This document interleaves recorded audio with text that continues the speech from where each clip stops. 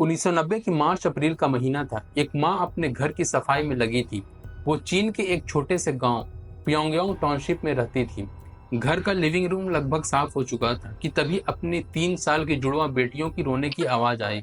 लेकिन यह बहुत ही अजीब था।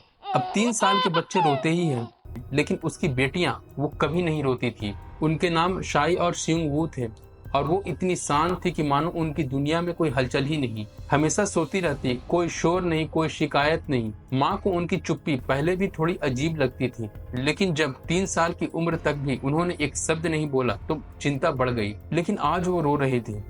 माँ घबराकर भागती हुई उनके पास पहुंची। बेटियां अपने क्रीब में बैठी जोर जोर से रो रही थी।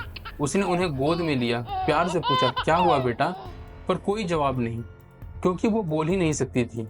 माँ ने देखा कोई चोट नहीं, कोई बुखार नहीं, फिर भी वो परेशान थी। लेकिन क्यों, उसे कोई अंदाजा नहीं था। जैसे तैसे माँ ने उन्हें चुप कराया और फिर से उनके क्रीब में सुला दिया। कुछ दिनों बाद सब कुछ फिर से नॉर्मल लगने लगा। लड़कियां फिर से दिन भर सोने लगी जैसे हमेशा करती थी। फिर एक दिन कुछ ऐसा हुआ जो माँ ने कभी सोचा भी नहीं था। वो घर के काम कर रही थी कि अचानक नर्सरी से आवाज आने लगी, बातचीत की आवाजें। पहले तो माँ को लगा कि शायद कोई घर में आया है, लेकिन फिर एहसास हुआ ये आवाजें तो उसकी बेटियां की थी। क्या ये तो बोल ही नहीं सकती? उसका दिल जोर से धड़कने लगा। उसने सोचा कि अंदर जाकर देखे, लेकिन फिर डर लगा कि अगर वो अंदर गई तो उसकी लड़कियां चुप हो जाएगी। इसलिए वो दरवाजे के पास कान लगाकर सुनने लगी, और जो उसने सुना उस पर उसे यकीन ही नहीं हुआ। ये छोटी छोटी बच्चियां किसी आम बच्चियों की तरह तोतली भाषा में नहीं बोल रही थी। वो पूरी तरह से किसी एडल्ट की तरह बातचीत कर रही थी। लेकिन यह सिर्फ यहीं तक सीमित नहीं था। वो किसी गांव की बातें कर रही थी, लेकिन वो गांव कोई ऐसा वैसा गांव नहीं था।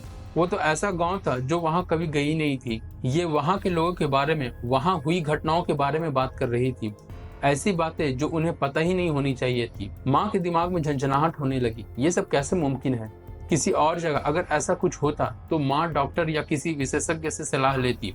लेकिन यह प्योंगयांग टाउनशिप था और यहाँ ऐसा पहली बार नहीं हो रहा था। यहाँ के 7,000 लोगों में से 100 से ज्यादा लोग खुद को पुनर्जन्मी आत्मा मानते थे, और यह कोई अफवाह नहीं थी। यहाँ के लोग इसे सच मानते थे। अब माँ को समझ आ गया कि उनकी बेटियां आखिर इतनी चुप क्यों रहती थी।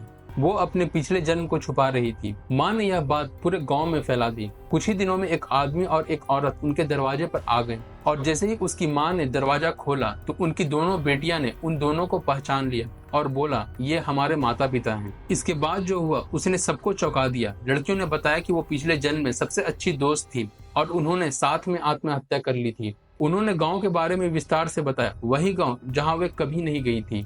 माँ ने उन आदमी औरत से पूछा, क्या ये सच है? हाँ, उन्होंने जवाब दिया। लड़कियों ने कहा कि वो अब तक इसलिए चुप थी क्योंकि वो अपने पिछले जन्म का रहस्य बनाए रखना चाहती थी। आज तक इस घटना की कोई सॉलिड प्रूफ नहीं मिल पाई है, लेकिन प्योंगयांग टाउनशिप अब भी अपने पुनर्जन्मों के दावों के लिए मशहूर है।